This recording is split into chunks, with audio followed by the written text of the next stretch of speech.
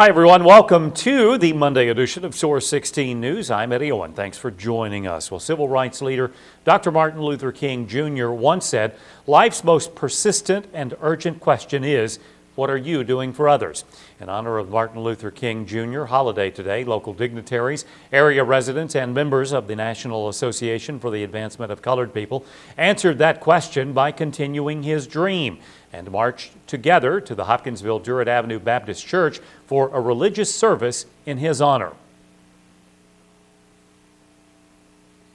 So we, the community of Hopkinsville and Christian County, have gathered together today to celebrate this man, this leader, this man, this activist, this man, this dreamer, this man, this father, this man, this preacher, this man, this drum major, this man.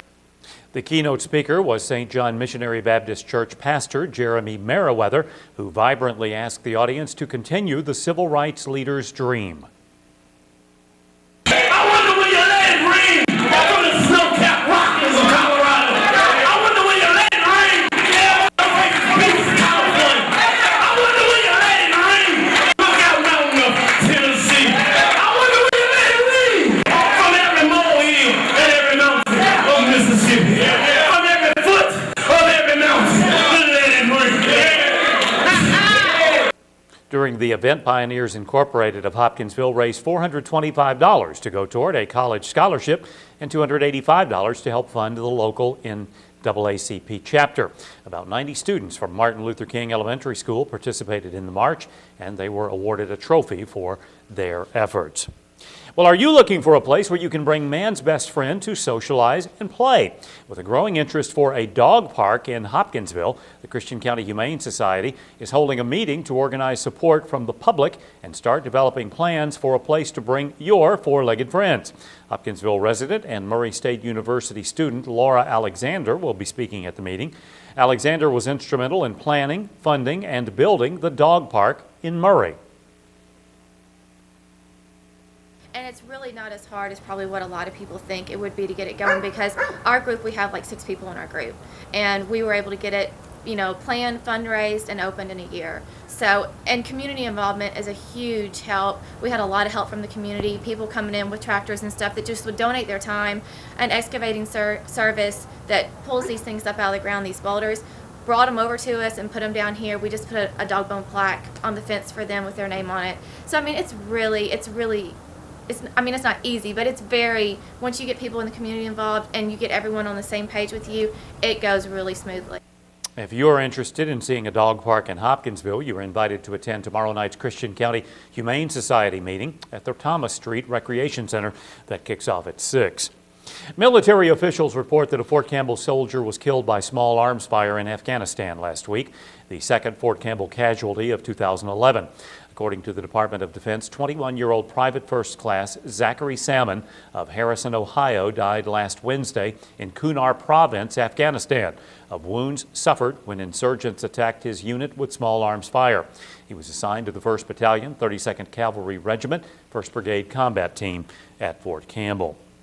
Police say black ice caused a wreck on the Western Kentucky Wendell H. Ford Parkway in Caldwell County this morning that sent a 17-year-old Bowling Green girl to the hospital. Around 8 a.m., Kentucky State Police report that Ashley Edwards was driving east on the parkway when at the 15-mile marker she hit a patch of black ice and lost control of her SUV and struck a rock wall. Police say Edwards' Trailblazer then re-entered the parkway and was hit in the driver's side by a station wagon being driven by a 45-year-old Pennsylvania man.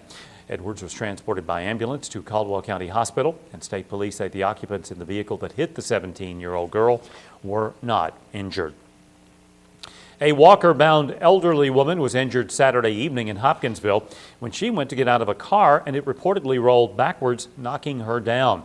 According to a Hopkinsville police report, 81-year-old Thelma Badias of Hopkinsville had pulled into the driveway of 109 Marywood Parkway, the home of 89-year-old Ruby Kane, who has to use a walker.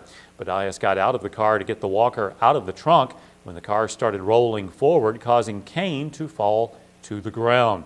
The car then reportedly hit the house, and Badias ran around and got in the driver's seat, but the car started rolling backwards and hit Kane a second time before Badias could get the vehicle stopped.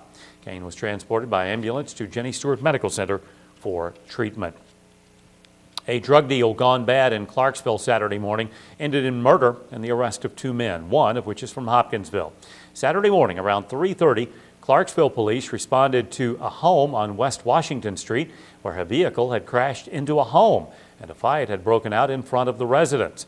When police arrived, they found 25-year-old Montavious Deshaun Talley, who had crashed his vehicle into the home on the ground with a stab wound to his chest.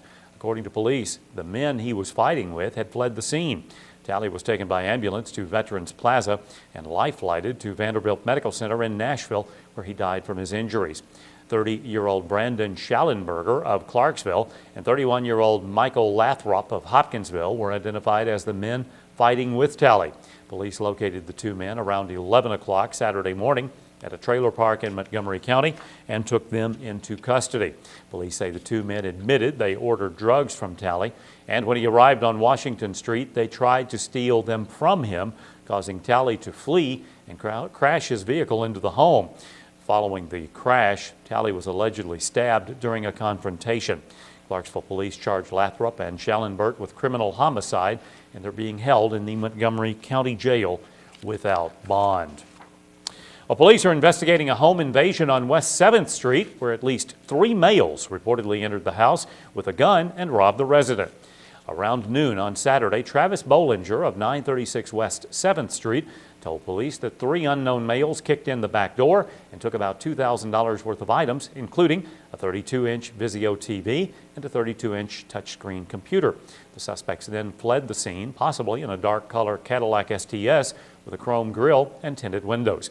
One of the suspects is described as a black male, around 5'9", 145 pounds, and was wearing a black ski mask with pointed nose guard black gloves and carrying a black semi-automatic, possibly a 9mm. The other 2 suspects are described as being 5'7" to 5'9", 130 pounds, and wearing a black ski mask with pointed nose guards, hoodies, and black gloves. Meanwhile, police are investigating a second robbery that occurred Friday night at Oak Tree Villa Apartments off Pile Lane. Jonathan Andrus of Oak Tree Villa Apartments reported to Hopkinsville police that around 10 o'clock he was getting his keys out to open his apartment door when a gunman came out from under the stairs and demanded money from him and a 25-year-old woman. According to the police report, when Andrus pulled out his wallet and showed the gunman he didn't have any money, the robber fled the scene on foot. Andrus described the suspect as either a white or Hispanic male, about 6 feet tall, wearing a black hat, black jacket, blue jeans, black gloves, and with a red bandana. U.S. Senate Republican leader Mitch McConnell announced today that he and 6 other senators just wrapped up a visit to Afghanistan and Pakistan. Now, during their trip, the senators met with troops, military officials, and political leaders to discuss political, economic, and security issues affecting bilateral relations. In addition to visiting with troops from their respective states, the senators met with General David Petraeus, Afghanistan's president, Pakistan's foreign secretary, and the general chief of Army staff of the Pakistan Army. Senators Lindsey Graham of South Carolina, Richard Burr of North Carolina, Kelly Ayotte of New Hampshire, Ron Johnson of Wisconsin, Marco Rubio of Florida, and Pat Toomey of Pennsylvania joined McConnell on the trip. The delegation returns to Washington, D.C. tomorrow. We now have an update on a story we reported on Source16 last Thursday night about a mining accident in Hopkins County. Alliance Coal Company General Manager Heath Lovell reports that the second miner that was injured and hospitalized was released Saturday afternoon from Regional Medical Center in Madisonville. The coal mining accident occurred last Thursday morning around 5 o'clock when a drill rig was drilling a hole at Warrior Coal Mine in Manitou, and it hit a pocket of gas at a depth of about 420 feet. The gas ignited, reportedly shooting fire over 30 feet in the air, and subsequently burned the drill rig and 2 drillers. Lovell reported that the 2 drillers received minor injuries and were transported to Regional Medical Center in Madisonville, where one of the miners was treated and released, while the second miner was held for observation. Again, he was released from the hospital on Saturday. Well, here's a look at some upcoming chamber events brought to you by the Hopkinsville Christian County Community Vision Plan. The annual State of the College Eye-Opener Breakfast will be held tomorrow morning at 7:30 at Hopkinsville Community College Auditorium Building. HCC President and CEO Dr. Jim Selby will give the latest information about the college. The Hopkinsville Christian County Emergency Communication Center will host a ribbon cutting and open house Thursday morning to celebrate their renovations and remodel. The ceremony will be held at 11:30 at 116A West 1st Street. The Chamber of Commerce Military Affairs Committee is planning its annual Citizens for Fort Campbell trip to Washington, D.C. for Tuesday, March 1st through Thursday, March 3rd. Now, if you are interested in knowing more about military affairs or how you can get involved, contact Kelly Pendleton, 270-885-9096, or by email at kpendleton@hopkinsvillechamber.com. These chamber events are brought to you by the Hopkinsville Christian County Vision Plan. All right, get your numbers ready. Tuesday's Mega Millions jackpot is $40 million. Wednesday's Powerball jackpot is $96 million.